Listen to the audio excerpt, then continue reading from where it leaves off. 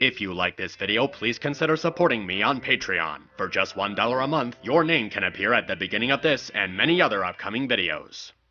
Calm down there, Philly. You calm down! Ponies are supposed to do what I ask them to do! It's like my thing, okay?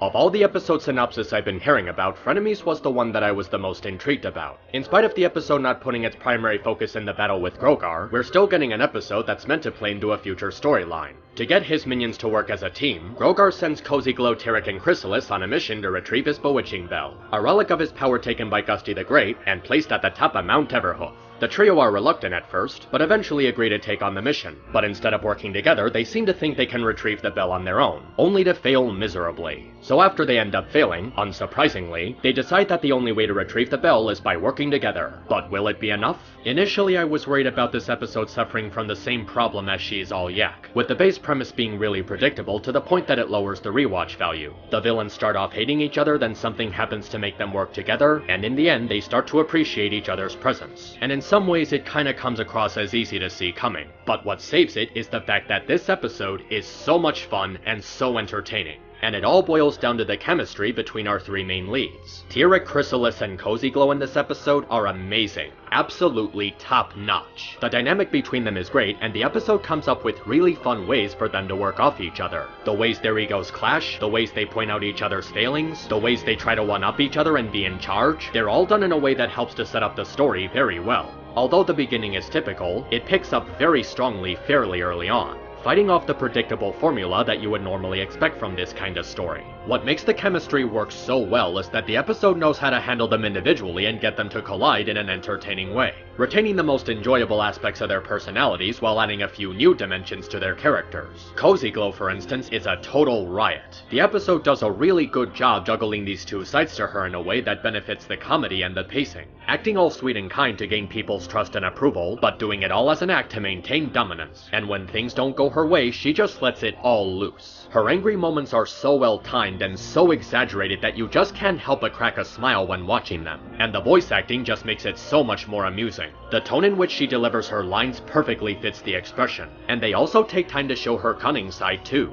Her plan to combine all three of their skills to get past the barrier and get the bell shows how she's actually really strategic and able to read a situation. It gives a reason why Grogar would want her on the team, because she actually has some benefits despite not being as powerful as Tyrek and Chrysalis. Then there's Chrysalis, who's at the absolute best she's ever been. The episode does take some time to show how she's still not exactly sane after having everything taken from her. She just looks so done with everything, but at the same time is really prone to lashing out at Tyrek and Cozy Glow. But as the episode gives her more stuff to do, it breaks away from her mental breakdowns and allows her to be more competent. The way she subverts the scary stuff lurking in the dark trope really caught me off guard while also being pretty funny. This is also the first time we ever see her using her shape-shifting powers for purposes besides disguising. She puts them to really good use, showing just how dangerous and adept that changelings can be when they know what to turn into to get through terrain or pass an obstacle, turning into a crocodile to get past the frozen lake, and a rock to help Cozy Glow get past the strong winds, showing how she's really using her head and making herself very versatile. Then you got Tyrek, who's heavily determined to regain his former greatness, putting a lot of time into bodybuilding to get back his physique.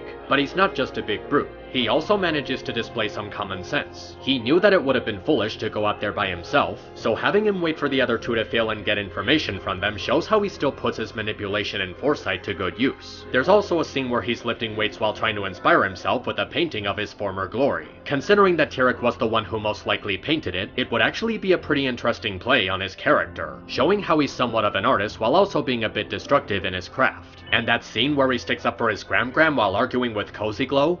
That's just sweet. He's a sweet bad guy. And again, what makes these three so much fun is not only how they behave by themselves, but also in how they clash with each other. The banter they share, the way they play off each other and take potshots at each other, and the way they progressively connect over time is pretty well done. And the hijinks, banter, slapstick, and mischief they get into together makes for some really good comedy. They actually kind of feel like a villainous Three Stooges, threatening while also being really funny. And it's made even better by how the writers managed to provide a setup for them that makes sense. They're placed in a very vulnerable position that encourages them to cooperate and work as a team. Between being overpowered by Grogar and having to scale the mountain, they really don't have any other option except to work together to achieve their goal. And it makes for a really clever way to get the episode's moral across. It teaches people how working together is better than working against each other, and perfectly applies it to the villain's situation. But it also plays a clever twist on it too, with the villains joining forces while not necessarily becoming friends or good guys. They take the episode's moral and twist it into something that better suits their worldview.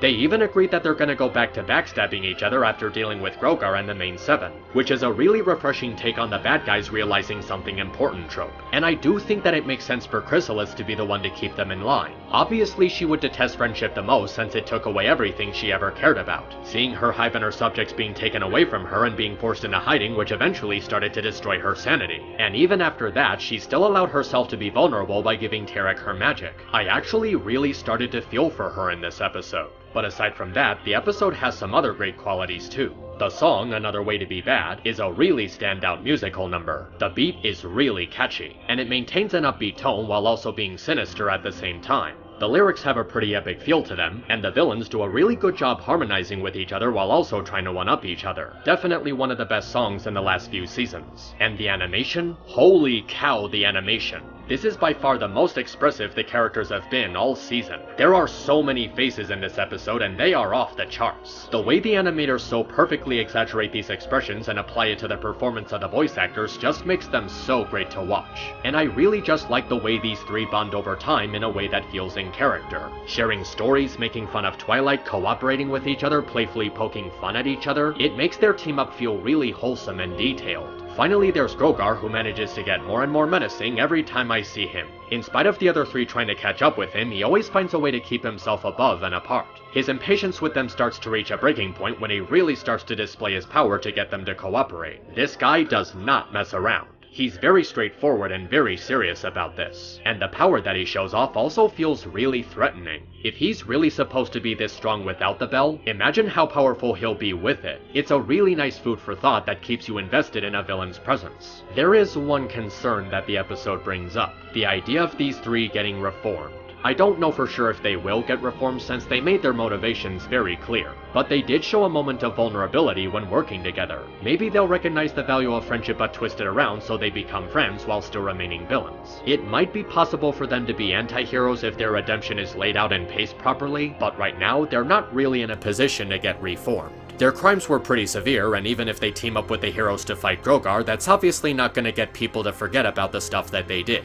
Well, it is hard to tell right now since this is their first time showing signs of empathy. Maybe they'll do something interesting with it later, but we'll just have to wait and see. But with all that said, Frenemies was a load of fun. The story is well paced, the comedy is really good, and it has a clever way of allowing the villains to have fun while also trying to tear into each other. It's funny, intriguing, unique in its perspective, filled with good character development, and it does a great job making us relate to the bad guys while keeping them in character. Season 9 has really been on a roll so far, and if they keep this up, this'll definitely go down as the best season in the show, and a much better finale than that other show. So until next time, take care of yourselves and stay awesome. This is Map signing out.